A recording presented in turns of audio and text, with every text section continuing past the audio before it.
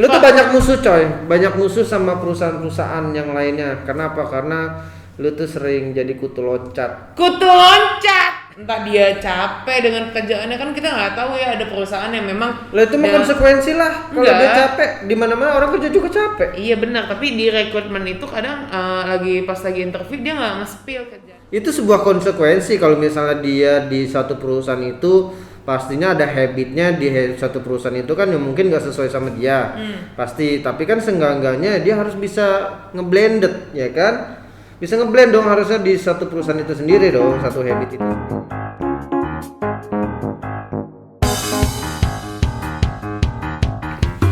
Halo Sobat Fish semua, balik lagi di Loker ngobrolin seputar dunia kerja. Halo Sobat Fish, kita udah nggak perlu perkenalan ya? Hah? Udah nggak perlu salah. Bosen ya? Basi banget. Tapi pembahasan kita nggak pernah basi. Lu kok pakai baju gitu sih? Kan bangku hitam, baju jangan hitam supaya lah. kelihatan kurus. Baru banget. Ini kan ton kulit gue kan agak putih gitu ya, jadi kayak supaya ngangkat kulit gue putih gitu. Wah lu shaming lu ke gua lu. Apaan sih Pak? Lu tuh baperan tau nggak? Lu tuh baperan. Jelas lu emang ngerasa kayak lu nyindir gua kan kulitnya yang gua nggak pernah di bawah putih dari lu. Enggak. Lu yang ngomong ya? Enggak pasti. Lu yang ngomong, gue cuma bilang nih undertan kulit gue jadi putih banget gara-gara pakai baju hitam pasti kan. Wah lu pasti shaming itu. Kok shaming sih? Lu mau bikin gue banyak musuh. Enggak, lu pasti juga lu pasti banyak musuh, apalagi sama musuh-musuh. Hey. Musuh-musuh di perusahaan. Karena banyak asal lo tahu gue tuh darlingnya Sobat Fish tuh pada sayang sama gue. Iya nggak sih? Enggak ya? Ngayal. Lu tuh banyak musuh coy, banyak musuh sama perusahaan-perusahaan yang lainnya. Kenapa? Karena lu tuh sering jadi kutu loncat. Kutu loncat. udah dramatis loh. Lu kan lebay dah. Kutu loncat. Lama-lama gua agak males udah pal.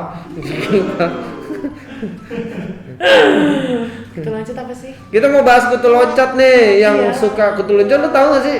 Lu pernah ngeliat kutu kan? Pernah. Berarti banyak kutunya. Enggak ada. Cewek kan biasanya banyak ya? Kata siapa? Banyak kutunya di bulu ketek. Mana ada bulu ketek kutu nih, aneh-aneh lagi. Kan agak-agak freak ya, Pal. Kadang-kadang Pal dia Pal. Gue freak kayak tiap saat deh. Oh ya, setiap hari lu ya. Freak. Nih, banyak kutu loncat di dunia perusahaan atau dunia kerja, teman-teman. Maksudnya gimana sih? Jadi kayak misalnya lu kerja itu cuma 2 bulan, kerja cuma 1 bulan, kerja cuma 3 bulan. Jadi orang suka bilang jadi batu loncatan kan? Oh itu istilah lo ya, kutu loncat tuh istilah. Enggak, istilah orang-orang. Gua ambil dari orang-orang. Oh gitu. Siapa? Orang. Alah. Enggak kenal. Pokoknya itulah. Kena copyright gua nanti nggak mau ambil istilah orang. Enggak lah. Kan semua bisa dipakai. Oh, semua bisa dipakai. Enggak ada yang bebas ya. Dunia kan, tapi negara kita negara hukum, malah kemana-mana. Jadi ini kutu loncat gimana nih? Ya kalau maksud gua lu kalau misalnya kerja itu ya jangan jadi kutu loncat. Maksud gue lu kerja di sini sebulan, kerja di sini 2 bulan, kerja cuma 3 bulan, kerja cuman maksimal banget mau 6 bulan itu udah paling mentok dah misalnya. Gitu kan? Tapi ini bulan kelima gue, berarti bulan depan gue PHK atau resign deh. Nggak bercanda PHK lah.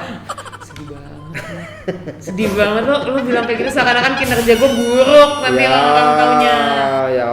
Ya begitu. Iya kurang ajar. Ya? Tapi Pak, gue ngerasanya nih ya, kalau memang orang itu dia kerja di satu perusahaan atau instansi sebentar-bentar, sebenarnya banyak banget faktor yang memang membuat orang itu akhirnya harus mengundurkan diri. Gitu loh. Jadi gue sih ngerasanya orang nggak mungkin. Ya tapi kan nggak yang sebulan 2 bulan juga kan. Wah itu mah keterlaluan. Cuman pasti ya, faktornya kan ada. Ya ada memang. Entah dia capek dengan kerjaannya, kan kita nggak tahu ya, ada perusahaan yang memang. Lah itu mah konsekuensi lah. Kalau dia capek, di mana-mana orang kerja juga capek. Iya benar. Tapi di rekrutmen itu kadang pas lagi interview dia nggak nge-spill kerjaan apa aja sih yang nanti bakal lo handle. Tiba-tiba dia ngerjain satu nih sesuai job desk-nya dia, tiba-tiba nanti ditambahin lagi kerjaannya nggak sesuai job Itu desk. bukan udah biasa ya? Ya kan nggak semua Kan orang. selalu lu bilang kita harus bisa multitasking. Iya, benar? fleksibel betul. Iya kan? Cuma kan nggak kayak lo bilang, nggak semua orang bisa multitasking kayak lo kayak gue. Ya bisa, oke. Oke. Ya, tapi apa tadi ngomong? Lo lupa kan? Gue jadi lupa. Lo pasti lupa. Maksudnya nggak semuanya orang itu sebuah konsekuensi kalau misalnya dia di satu perusahaan itu pastinya ada habitnya di satu perusahaan itu kan yang mungkin nggak sesuai sama dia pasti, tapi kan seenggak-enggaknya dia harus bisa ngeblended ya kan, bisa ngeblend dong harusnya di satu perusahaan itu sendiri dong, satu habit itu sendiri, bener nggak? Ya kan. Kedua mungkin apa dari salary, mungkin dari income kan udah deal dari awal, bener? Iya dong, sebelum lu masuk kan gua kasih tahu nih gaji lu berapa, ini lu dapat apa aja, BPJS kah atau apa kan gitu kan. Ya kan. Terus kenapa dia masih harus 2 bulan dikerja 3 bulan? Bisa jadi karena lingkungan Mungkin dia kerjanya nggak- toxic. Hah? Lingkungan kerjanya toxic. Lo pernah nggak sih Bisa. toxic relation dalam kerjaan gitu? Ada. Antar Setiap perusahaan atau setiap di perusahaan atau divisi itu pasti beberapa orang pasti ada yang toxic nih. Kalau menurut gue ya. Kayak lo. Gue pasti toxic.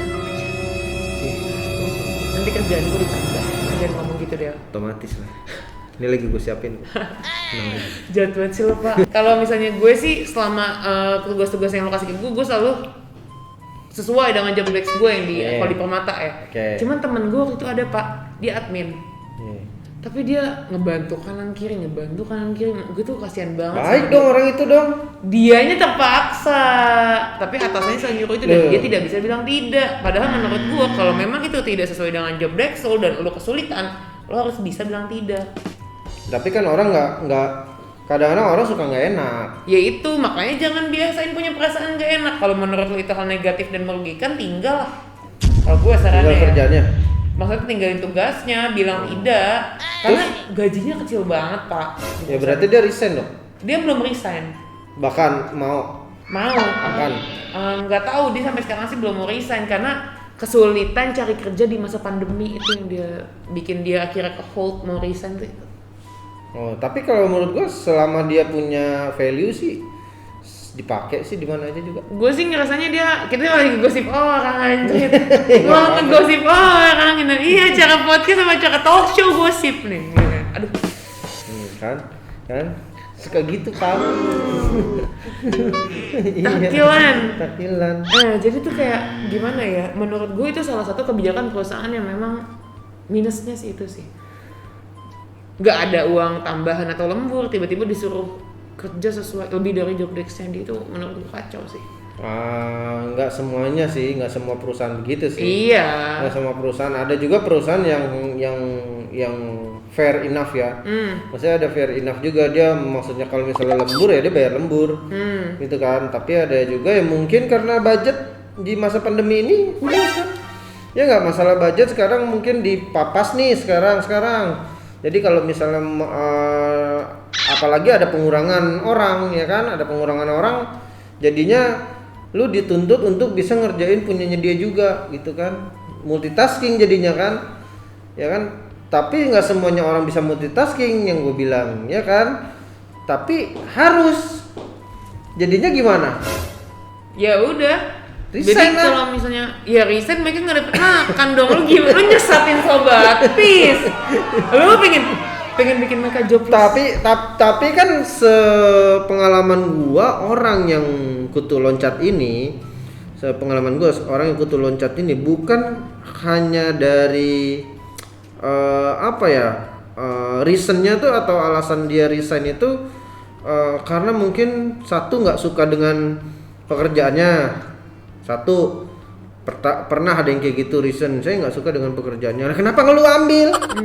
Iya kan? Kenapa lu ambil dari awal? Kenapa lu mau gitu kan? Ya karena saya butuh Pak pertama. Ya bodoh aja lu, butuh juga nggak gitu juga kali. Bener nggak sih? Ya bisa sih, cuman kayak terus ada lagi yang gue kocak kadang-kadang. Iya Pak, soalnya tempat kerjanya ternyata jauh gitu. Ya kan dia udah tahu.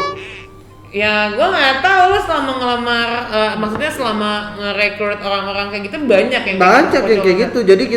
Jadi kita sebagai HRD nih ya teman-teman atau rekrutmen itu capek tahu sebenarnya. Lu harus mentingin kita juga kali. Lu interview capek, harus pikirin kita juga kali, nyari-nyari kandidat, nyari-nyari orang itu nggak gampang asal lu tahu. Capek lagi lalu interview orang lu 1 hari aja lu masuk CV berapa, misalnya 100 CV. Ya kan 100 CV kan lu nggak bisa pending beberapa hari ke depan. Ya kan karena beberapa hari ke depan bakal masuk lagi CV mungkin 100, misalnya 200 atau 50 at least. Ya kan? Nah itu 100 lo harus selesai interviewnya. Ya kan? Makanya banyak juga orang bikin walk-in massive interview kan kadang-kadang. Pas interview banyak itu itu terus kita nawarin bla bla bla segala macam, baru mereka mau ambil go ahead, kalau enggak ya udah pulang. Kayak gitu. Ada juga yang kayak gitu. Nah, itu makanya gua kadang-kadang suka nggak nyaman sama orang-orang yang kayak misalnya gua interview, kok ini pengalamannya cuma 3 bulan ya mbak, terus ini 3 bulan lagi, ini 3 bulan. Nah berarti ini orang nih nggak bener nih, orang nggak bisa dipegang nih. Nah itu jadi penilaian bos, jadi penilaian si HRD di nextnya. Oke, berarti kan? Menurut lu jangka waktu kerja jauh lebih penting dibanding pengalaman instansi yang mereka pegang. Maksudnya? Kayak misalnya nih, mungkin ya kalau untuk fresh graduate atau yang lagi magang gitu ya, gue sempat dapat advice dari kakak sepupu gue. Dia nanti kalau lu lagi magang atau ada waktu luang, lu magangnya di tempat yang memang sesuai dengan passion lu atau jurusan lu, supaya nanti lu nyemplung ke dunia kerja beneran. Itu lu udah tahu apa yang lu harus lakuin. Sama. Dan banyak perusahaan yang lu pegang gitu. Tapi di mata lu tuh kayak gila ini lu 3 bulan, siapa tahu mereka memang cari pengalaman di perusahaan itu. Ya cari pengalaman nggak 3 bulan juga, pengalaman 3 bulan itu nothing sih menurut gua. Lu nggak dapet apa-apa ya kan, kecuali pengalaman lu 6 bulan, at least lu minimal 6 bulan aja baru lu dapet ada pengalaman yang bisa dipegang di situ kan. Kita nanti bakal lihat di situ pengalaman 6 bulan nih, pengalaman 6 bulan tuh 6 bulan lu dapat achievement apa aja, apa yang sudah lu kuasai, terus apa yang udah lu capai targetnya kan begitu kan. Apalagi setahun, apalagi 2 tahun, apalagi 3 tahun gitu kan. Nah berarti kan itu enak gitu kan pengalaman. Lu pengalaman 3 bulan kayak bayi deh, 3 bulan bisa apa sih? Ya kan 6 bulan udah mulai merangkak, ya kan setahun udah mulai belajar diri kan, sama kayak pengalaman lah. Nah tapi ini buat yang kerja setahun misalnya dia udah lulus masa percobaan. Di bulan kelima, gue kayak lagi nyeritain juga di bulan kelima dia pengen keluar, itu biasanya dia kena penalti atau enggak? Ada yang enggak, tergantung kesepakatannya seperti apa. Ada yang kayak gitu, ada bahkan kalau misalnya lu kontrak nih di suatu perusahaan, dia jadi karyawan tetap misalnya nextnya gitu ya, dan dia sudah dikontrak selama mungkin 5 tahun. Kontrak 5 tahun, tapi 5 tahun itu lu ada suatu perjanjian bahwa lu nggak boleh keluar, lu nggak boleh resign. Terus kalau lu resign, lu nggak bakal dapat duit pesangon, terus lu bakal kena penalti. Dan itu waktu itu gue pernah tahu itu penaltinya lumayan besar, sampai puluhan juta. Itu ada teman-teman seriusan. Jadi kalau lu mau cari kontrak, nih beda lagi nih ngomongannya nih kontrak nih. Iya kan kita juga sebenarnya tema kutu loncat itu kan loncat kanan kiri. Ya. Gitu. Jadi ya gitulah. Jadi teman-teman semua kalau misalnya kerja ya jangan jadi kutu loncat ya teman-teman semua. Karena itu yang akan menjadi kurikulum vitae Anda atau portfolio Anda itu menjadi rusak. Gitu kan. Kenapa bisa rusak? Karena kelakuan Anda sendiri. Betul. Gitu ya. Kerja yang serius, kerja sesuai porsi yang dibutuhin. Ingat keluarga di rumah, kalian kerja untuk serius bukan main-main. Betul. Jadi jangan jadi kutu loncat. Betul. Kasian loh kalau kalian udah cepet gitu, takutnya yang rugi tuh bukan cuman perusahaan. Perusahaan sih bisa nyari orang lain. Enggak lah, perusahaan mah nggak rugi sebenarnya sih. Yang rugi nggak rugi banget sih, karena yang jadi tapi kalau perusahaan rugi materi kali ya. Rugi ini sih harus ngebimbing ulang yang interview lagi, kan proses interview kan gak gampang. Finansial juga lah, karena gua harus bayar dia gaji. Oh, oke. Iya kan, kalau misalnya dia nggak kompeten kan ngapain gue bayar? Dari awal aja gue tolak seenggaknya, ya kan? Nah tapi yang rugi buat teman-teman semua ya rugi nanti nyari kerja lebih susah sih sebenarnya. Jadi kalau misalnya lu kerja cuma 3 bulan atau 2 bulan dan segala macam ya cuma 6 bulan, at least nggak nyampe setahun lah ya. Lu bakal dilihat itu ya lu nggak konsisten orangnya dan lu bakal nyari kerja tuh lebih susah sih kalau menurut gua. Gitu ya. Ya, gue jadi orang pintar oh my God. Gue lagi memberikan kesempatan lo Oke, ya, Chan. baiklah kalau gitu semoga bermanfaat buat teman-teman semua ya. Kan jangan lupa kalau misalnya nyari kerja itu di Permata Indonesia, follow Instagramnya. Karena di sana banyak banget loker-loker terupdate. Iya. Iya.